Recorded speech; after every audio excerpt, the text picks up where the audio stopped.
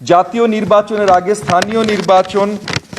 স্থানীয় সরকার নির্বাচন আয়োজন করার যে সুপারিশ নির্বাচন কমিশন সংস্কার প্রতিবেদনে উঠে এসেছে, আমরা তা প্রত্যাখ্যান করেছি। রাষ্ট্রপতি নির্বাচনের দল নিরপেক্ষ ব্যক্তিকে মনোনীত করার বিষয়ে আমরা একমত নই।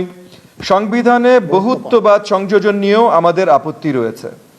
রাষ্ট্রের মূলনীতি পরিবর্তনের সুপারিশ যেভাবে করা হয়েছে, সেখানে জাতীয়তাবাদ প্রশ্নে আমাদের ভিন্ন প্রশ্নে ভারসাম্য এবং আনুপাতিকতা পরীক্ষার যে কথা বলা হয়েছে তা বাস্তবসম্মত নয় বলে আমরা মনে করি।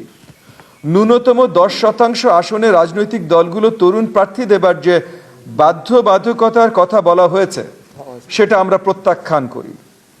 এমপি পদে নির্বাচনের বয়স কমিয়ে 21 করাটা বর্তমান বাস্তবতায় কতখানি সম্ভব সেটা নিয়ে আমরা প্রশ্ন তুলেছি। একজন সংসদ সদস্য একই সাথে সংসদ নেতা, প্রধানমন্ত্রী এবং রাজনৈতিক দলের প্রধান থাকতে পারবেন না বলে যে সুপারিশ করা হয়েছে, তা বাংলাদেশের রাজনৈতিক প্রেক্ষাপটে কতখানি বাস্তবায়নযোগ্য সেটা নিয়েও আমরা প্রশ্ন তুলেছি। সদ্য গঠিত একটি বিশেষ রাজনৈতিক দলকে সুবিধা দিতে জনপ্রশাসন সংস্কার কমিশন জেলা এবং উপজেলা পর্যায়ে নাগরিক কমিটি গঠনের সুপারিশ করেছে বলে আমরা ঐক্যমত কমিশনকে জানিয়েছি।